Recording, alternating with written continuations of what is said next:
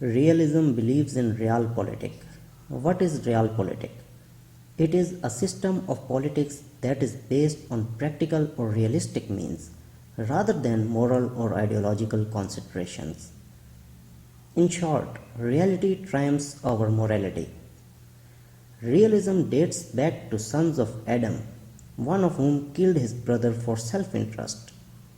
When it comes to states, it was Thucydides who wrote the history of Peloponnesian Wars between Athens and Sparta in ancient Greece. According to Thucydides, when there is an established hegemon in the region and another is becoming powerful, challenging its hegemony, a conflict between them is inevitable. However, it must be noted that after the Peloponnesian Wars ended and Athens surrendered to Sparta, the power of both had weakened and Macedonian invaders from the north overpowered both of them. States do not have permanent friends and permanent enemies. States have interests. According to Thucydides, one has to behave as friend or foe according to the circumstances. Powerful states achieve their interests by using influence. Condoleezza Rice beautifully summed it up by saying that power is nothing unless you turn it into influence. Thucydides said that the strong do what they have to do and the weak accept what they have to accept. The nature of states is not peaceful. They have to achieve their interests, and for doing that, they do what they have to do. The primary objective of states is security.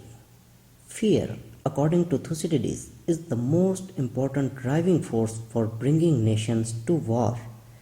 The fear of a state from another preparing for a war cannot let her sit idle and do nothing, because the security is always at a stake, which is the number one priority for states according to realists.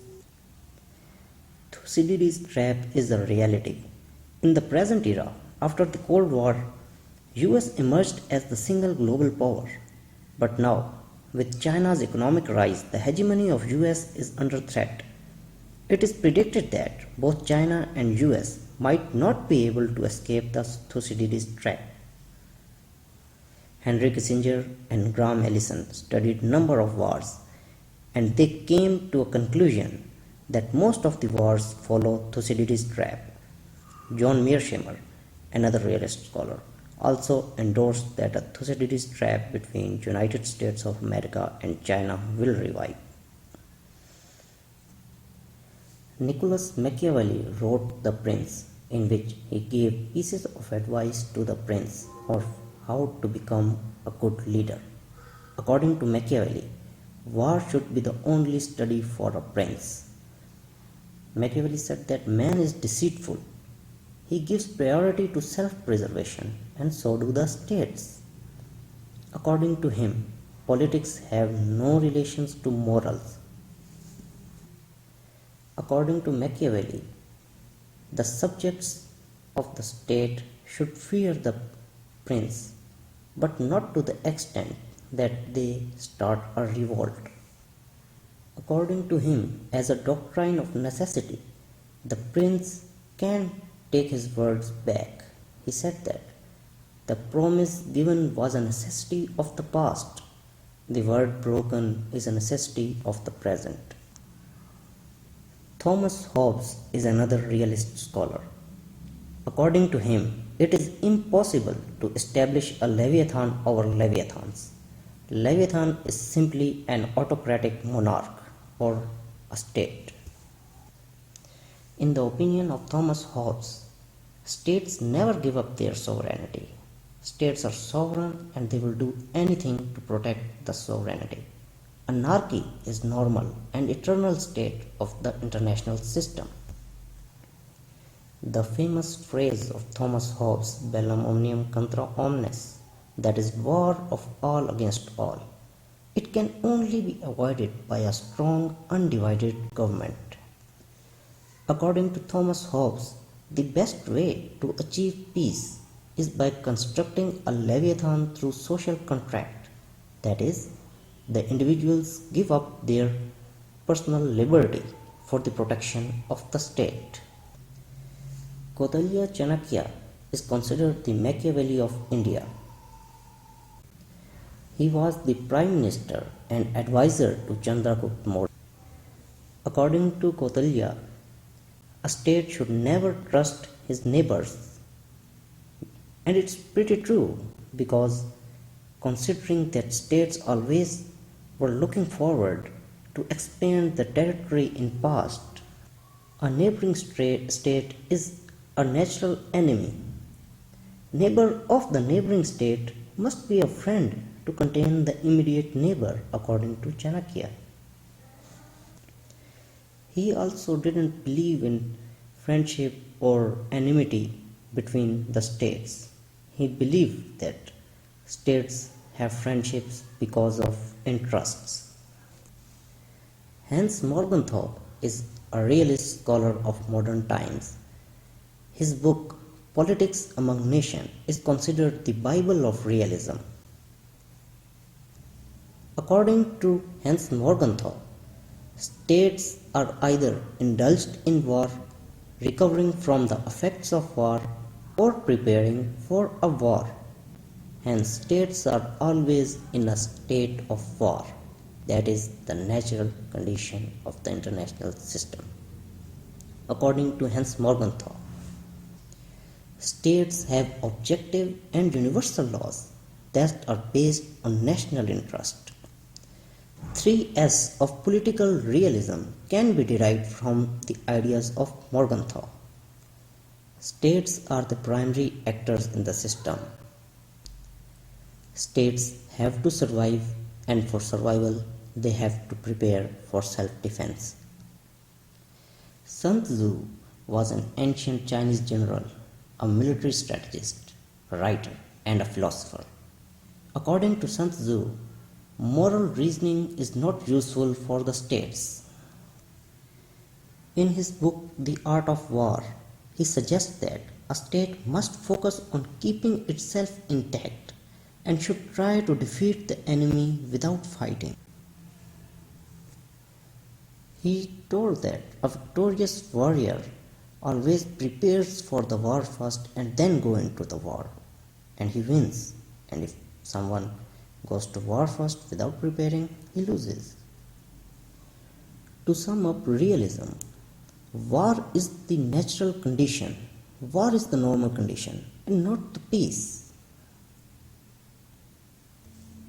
Idealists think how the world ought to be, whereas realists focus on how the world actually is.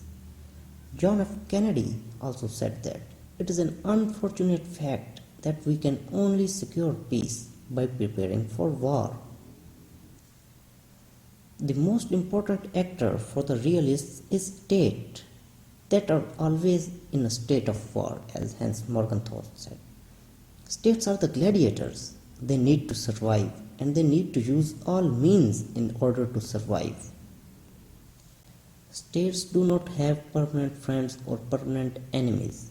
They do not give attention to the intention of other states, but they see the capabilities of other states. A friend of today may be a foe of tomorrow. Hence, a prisoner dilemma starts, and also the security dilemma with a zero-sum game, and thus an arms race starts in the region. States used to deter other states from attacking them. Nuclear weapons are also said to be instruments of deterrence. However, the effects of deterrence are invisible. Success is measured in attacks that do not happen. Some elements of power are the wealth, population, territory, geography, and resources of a state. The difference between realists and liberalists lie in their approach. Security dilemma to maintain the balance of power is unsolvable in the eyes of realists, whereas liberalists see it as solvable, that is by building institutions. The difference between realists and neo-realists also lie in their approach. Human nature is anarchic in view of realists, whereas the neo-realists see the international system as anarchic. Neo-realists do not see the states as anarchic, but they think that the international system is such that the states cannot remain peaceful, but they have to be anarchic in order to survive. Realists are not always indulged in war, and they do not always support wars. Vietnam War and Iraq War was opposed by realists. Realists are not surprised when alliances are made. They believe them to be a marriage of convenience instead of a marriage of love. They were not surprised at the cooperation between Richard Nixon and Mao Zedong. They justify the peace made by Egypt in 1978 and by Jordan in 1994 with Israel because it was in the self-interest of both Egypt and Jordan. I will end this by quoting Kenneth Waltz. He wrote that every time peace breaks out, people pop up to proclaim that realism is dead. That is another way of saying that international politics has been transformed. The world, however, has not been transformed. The structure of international politics has simply been remade by the disappearance of Soviet Union, and for a time we will live with unipolarity. Hence, it can be concluded that realism will live till a perpetual peace is established. That sounds more a utopia than a realist dream.